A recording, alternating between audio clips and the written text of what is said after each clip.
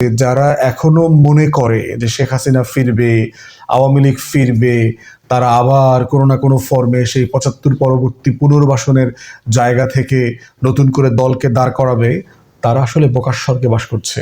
এই টেকনোলজির জমানাতে বাংলাদেশের যে পরিমাণ তথ্য প্রবাহ এখন ইয়াংদের কাছে পর্যন্ত জেনারেশনের কাছে চলে গেছে, গণ অভ্যুত্থান পরবর্তী জেনারেশন আছে, তাদের কাছ থেকে এই ভাবমূর্তি উদ্ধার করে এই স্বর্ণ চোরাচালানকারী, এই যে ক্রিমিনাল এবং ক্রুক শেখ পরিবার, এদের কাছ থেকে আওয়ামী লীগকে পুনরুদ্ধার করে নেতৃত্বে আনা, ফেরায় নিয়ে আসা, এটা একটা অবান্তর ইতিহাস। এই শেখ হাসিনা কত কবিতা বলছে বিভিন্ন মিটিংয়ে, নিঃস্ব আমি, কি রিক্ত আমি, নিঃস্ব আমি, দেবার কিছু নাই, আছে শুধু ভালোবাসা, দিয়ে গেলাম তাই। ওর কি আসলে এত নিঃস্ব ছিল? ওর যে হাজার হাজার কোটি টাকা লুটপাটের মাল ছিল, এগুলো কি ওর সম্পত্তি ছিল না? ৮৩২ ভরি সোনা পাওয়া গেছে পতিত শেখ হাসিনার নামে, এবং তারা কাগজপত্র ঘেটে দেখেছে যে শুধু শেখ হাসিনা না, শেখ হাসিনার ছেলে জয়, মেয়ে পুতুল, শেখ হাসিনার বোন রেহানা, রেহানার ছেলে রাদোয়ান, ববি টবি যা যা আছে, এই যে পুরো মানে শেখ ডাইনেস্টির যারা সদস্য আছে সবাই এই সোনাদানার মালিক আর কি। তো এই ধরেন ৮৩২ ভরি সোনার দাম বর্তমান বাজার মূল্য যে ২ লাখ টাকা ভরি ধরা হয়, এটার দাম এখন ১৬.৫ কোটি টাকা, কিছু বেশি টেশি হবে আর কি এরকম।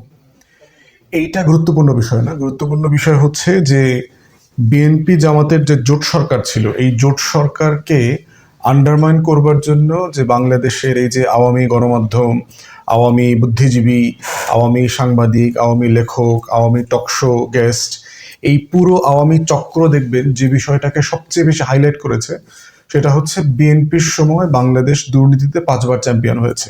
বলা হতো যে তারেক রহমান এবং হাওয়া ভবনকে কেন্দ্র করে হেন কোনো রিপোর্ট নাই এবং রিপোর্টের ভিত্তিতে বয়ান তৈরি করা হয়নি, দুর্নীতির বরপুত্র। বেগম খালেদা জিয়াকে দেখেছি যে কিরকম একটা মিথ্যা মামলায়, জিয়া অরফানেজ ট্রাস্টের 2 কোটি টাকার একটা চেকের মামলায় তাকে সাজা দিয়েছে।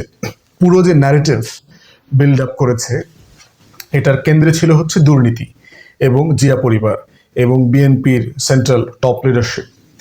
তো সেই বাস্তবতার সাথে যদি কম্পেয়ার করেন, আপনি দেখবেন যে আজকের গণমাধ্যমে যে রিপোর্টটা এসছে, এটা একদম শুধু একটা রিপোর্ট আকারে আসছে যে শেখ পরিবারের অ্যাগেনস্টে অগ্রণী ব্যাংকে এরকম একটা দুদকের এটা পাওয়া গেছে। এটা আগেই পাওয়া গেছে। দুদক যেটা করেছে সেটা হচ্ছে, যেহেতু আদালতের রায় পাওয়া যায় নাই, এই জন্য এটা জব্দ করতে পারে নাই। 17ই নভেম্বর যেহেতু শেখ হাসিনার সম্ভবত 58 না যেন 68তম বার্ষিকী ছিল, বিবাহ বার্ষিকী, 58তম বিবাহ বার্ষিকী হওয়ার কথা, সেই বার্ষিকীতে তার যে রায় হয়েছে মানবতা বিরোধী অপরাধের ট্রাইব্যুনালে, সেখানে জব্দ করার একটা জাজমেন্ট ছিল যে শেখ হাসিনার সম্পত্তি জব্দ করা হবে আর কি। তো সেইটার অংশ হিসাবে এই সম্পত্তিটা দুদক এখন জব্দ করতে পেরেছে, অগ্রণী ব্যাংকের ভোল্টে থাকা। এর বাইরে আপনি শেখ পরিবারের দুর্নীতি দেখেন যে পূর্বাচলে শেখ পরিবারের সবার 10 কাঠা করে জমি আছে, নামে বেনামে হাজার হাজার কোটি টাকার সম্পত্তি, ব্যাংক অ্যাকাউন্ট।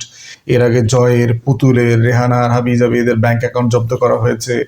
রেহানার মেয়ে যে ব্রিটিশ পার্লামেন্টের এমপি, টিউলিপের ছোট বোন যেটা আছে, এদের এই সবগুলার এই যে ক্রুক, এদের সবার কোনো না কোনো ফর্মে বিলেতে এদের বাড়ি পাওয়া গেছে, এদেরকে গিফট করা হয়েছে, নাকি আওয়ামী লীগের লোকজন গিফট করেছে, একাধিক বাড়ির সন্ধান পাওয়া গেছে, বাংলাদেশের সম্পত্তি পাওয়া গেছে। এরপরে হাজার হাজার কোটি টাকা মানি লন্ডারিং জয়ের এগেনস্টে, যেটা আমরা গত অনেক বছর থেকে জানি। তার ভার্জিনিয়া থেকে শুরু করে একটা নোন ক্রিমিনাল, যার কোনো নোন সোর্স অফ ইনকাম নাই, বাংলাদেশের এই বিভিন্ন বড় বড় কোম্পানিকে ট্রেড অফ করা কমিশনের ভিত্তিতে, সেখান থেকে সে শত শত হাজার হাজার কোটি টাকার মালিক হয়েছে। এরপরে হচ্ছে যে এই পুরো আওয়ামী জমানার যে অলিগার্কি, লুটপাটের যে দুর্নীতির পাহাড় গড়েছে। এবং এখন দেখবেন যে টিআইবি রিপোর্টে কিন্তু আমরা বিশ্ব চ্যাম্পিয়ন হই না।